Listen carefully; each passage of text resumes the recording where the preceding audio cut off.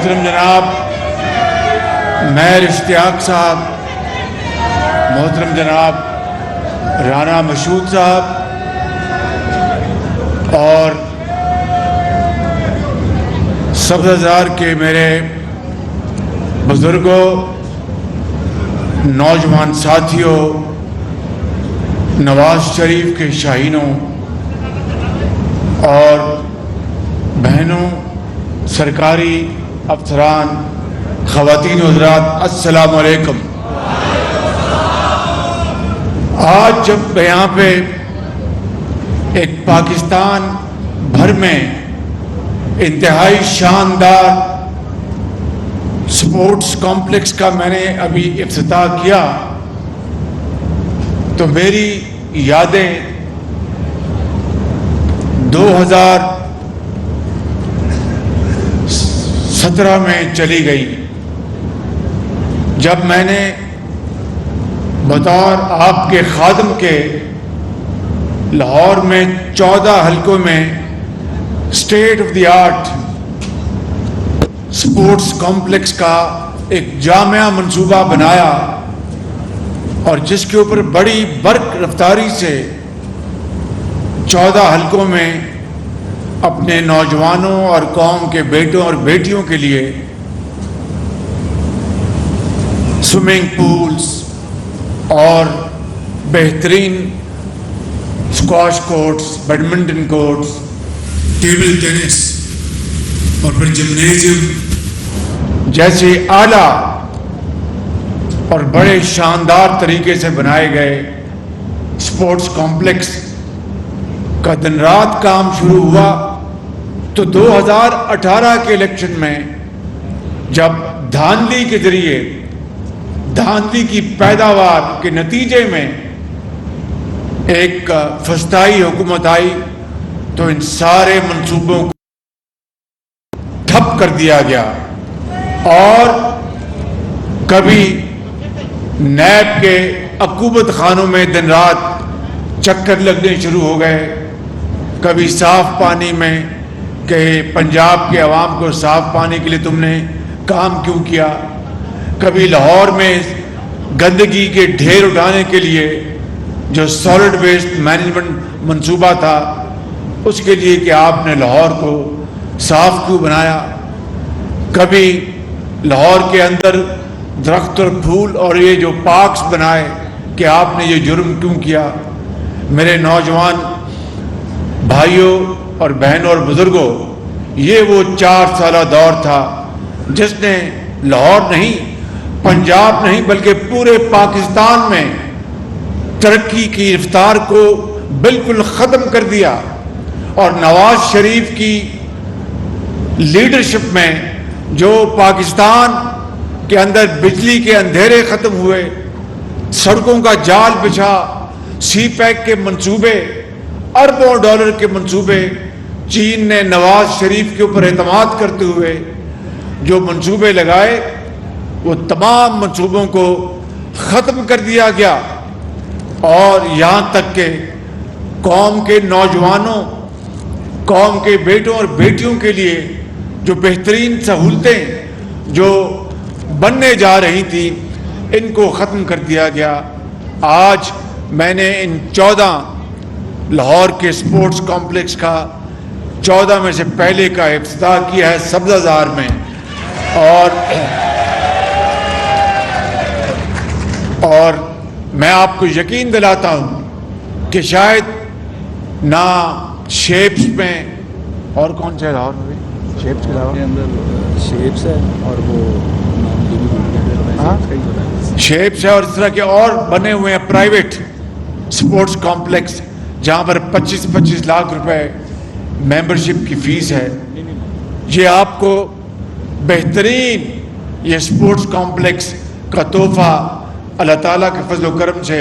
जो नवाज शरीफ के दौर में आगाज़ हुआ, मुकम्मल हुआ, वो दिया गया है। और इसका कुलिया ये बनाया है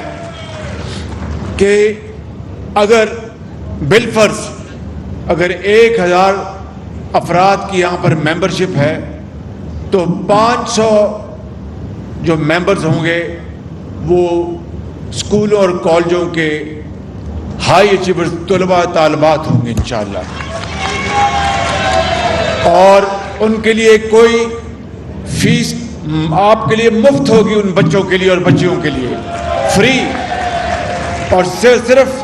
سبزہ زار کے جو والدین ہیں ان کے بچوں اور بچیوں کے لیے یہاں پر جو کوئی فیس نہیں ہوگی، اور بچیوں کے لیے علیحدہ سپورٹس کمپلیکس اور بچوں کے لیے علیحدہ سپورٹس کمپلیکس ہے، اور تمام سہولتیں دونوں طرف بچوں اور بچیوں کے لیے یکساں ہیں۔ اور پھر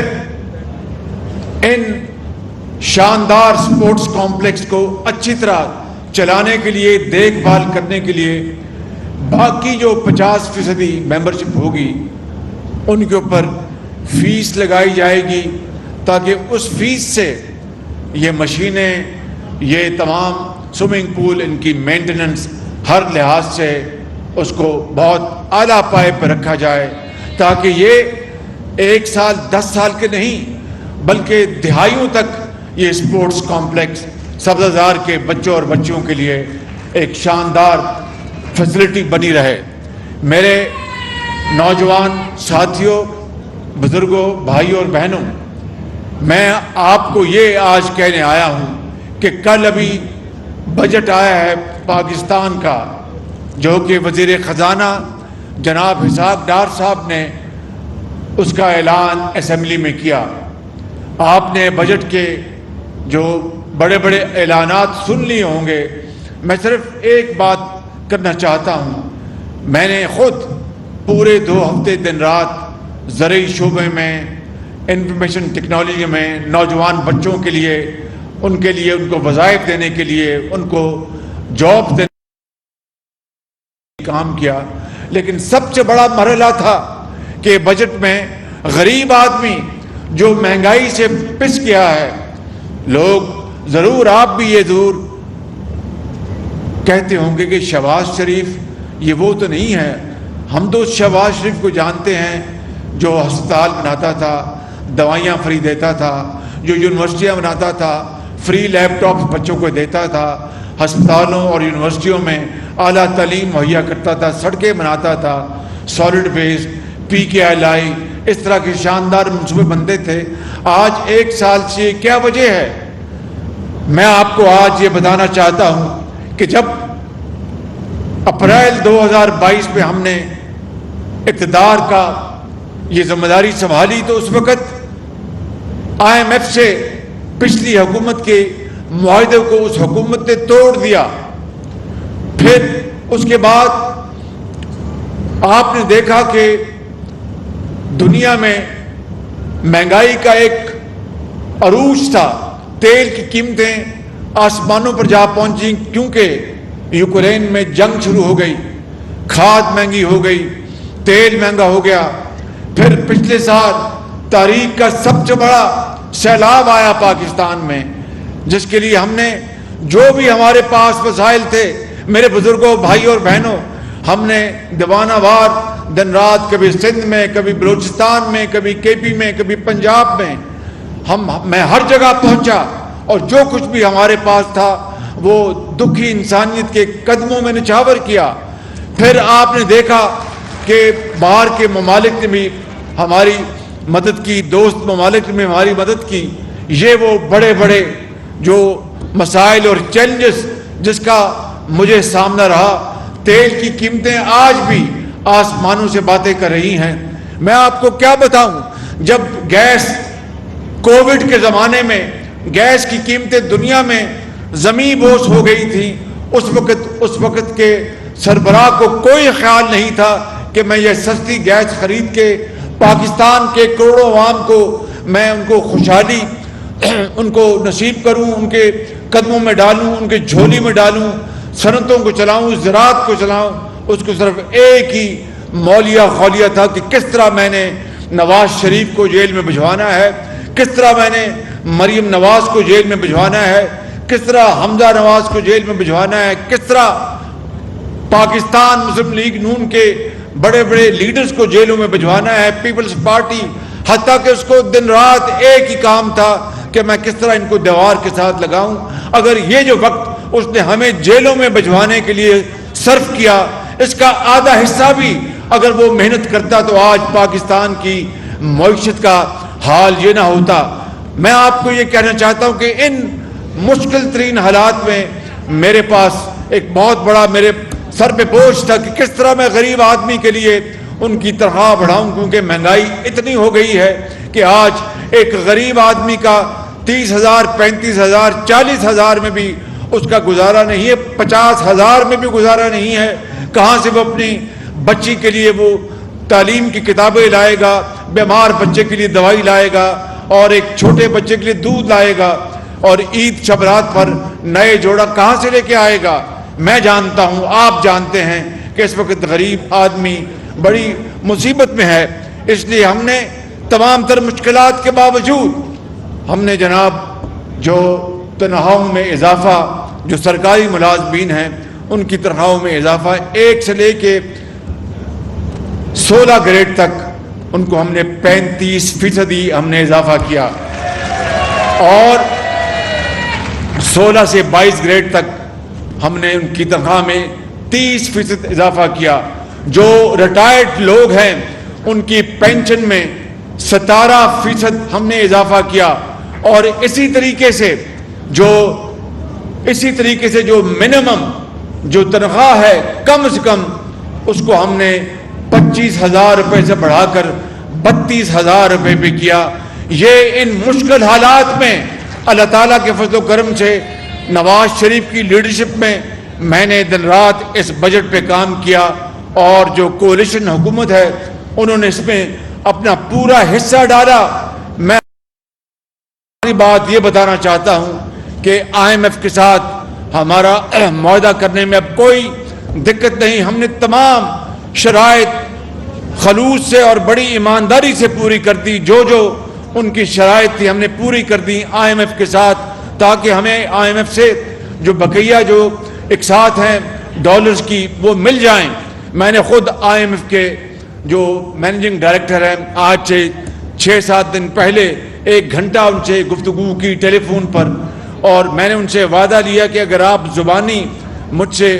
وعدہ کر لیں کہ آپ ہماری تمام یہ شرائط پوری ہونے کے بعد آپ ہمیں یہ لون منظور کریں گے تو میں انشاءاللہ آپ کو بجٹ کا بھی اور دوسری بھی جو بھی آپ کو معلومات ہیں ہم مہیا کریں گے. ہم نے تمام اپنی جو طرف سے جو بھی شرائط تھی وہ پوری کر دیں. اب انشاءاللہ مجھے امید ہے کہ IMF کا معاہدہ اسی مہینے میں ہوگا، اور IMF کے اس معاہدے کے نتیجے میں ہمیں جو اقساط ہیں بلینز آف ڈالرز کی وہ ملیں گی. مجھے پوری امید ہے. لیکن اگر خدا نخواستہ اس کے باوجود بھی اس میں وہ کوئی تاخیر ہوئی تو انشاءاللہ پھر میں آپ سے خطاب کروں گا. اللہ تعالیٰ نے اس ملک کو بڑی وسائل سے نوازا ہے. اللہ تعالیٰ نے آپ جیسے جری لوگ دیے ہیں، بڑے بڑے کروڑوں نوجوان، کروڑوں بیٹیاں جو بڑی قابل ہیں، بڑی ذہین ہیں. ہمارا کسان ہے، ہمارا مزدور ہے، ہمارا کارخانہ دار ہے، ہمارا سرکاری افسر ہے، فوجی ہے، پولیس والا ہے، سیاستدان ہے. کوئی گھبرانے کی بات نہیں. اللہ تعالیٰ انشاءاللہ پاکستان کو ہمیشہ محفوظ رکھے گا. 9 مئی کا جو واقعہ ہے وہ آپ جانتے ہیں، وہ کسی دشمن کی دشمنی سے کم نہیں تھا. 9 مئی کا واقعہ آپ اندازہ کریں کہ بڑے بڑے حادثے ہوئے 75 سالوں میں پاکستان کی تاریخ میں. کبھی کسی نے جا کر فوجی تنصیبات پر حملہ نہیں کیا، کبھی کسی نے جا کر قائد اعظم کے گھر کو نشانہ نہیں بنایا. 9 مئی کو جن لوگوں نے عمران خان نیازی کے اکسانے پر یہ پاکستان کے اندر اتنا بڑا فساد برپا کیا، میرے بزرگوں، بھائیوں اور میری بہنوں، یہ تو دشمن بھی 75 سال میں پاکستان کے ساتھ نہ کر سکا. اس لیے قانون اپنا راستہ لے گا. کسی جو کہ قصوروار نہیں ہے اس کے ساتھ کوئی زیادتی نہیں ہوگی، اور جو اس میں ملوث ہیں قانون کے مطابق ان کو سزا ملے گی، تاکہ پاکستان میں رہتی دنیا تک دوبارہ کوئی اس طرح کی حرکت نہ کر سکے. اس لیے میرے بزرگوں، بھائیوں اور نوجوان ساتھیوں، آپ کو یہ علم ہونا چاہیے کہ جب تک سیاسی استحکام نہیں آئے گا، ہم لاکھ کوششیں کر لیں، معاشی استحکام نہیں آ سکتا. اس کے لیے نواز شریف کی لیڈرشپ میں مسلم لیگ نون اور ہم سب مل کر انشاءاللہ اس ملک کے اندر سیاسی استحکام لائیں گے. اور یقین رکھیں جس طرح ماضی میں نواز شریف کے دور میں پنجاب میں اور پاکستان میں ترقی اور خوشحالی کے ہر طرف خوشبوئیں ہوتی تھیں, انشاءاللہ وہ وقت آئے گا اور ضرور آئے گا. اور میں آپ سے وعدہ کرتا ہوں کہ جب تک میری جان میں جان ہے میں آپ کی خدمت کرتا رہوں گا. پاکستان پائندہ باد.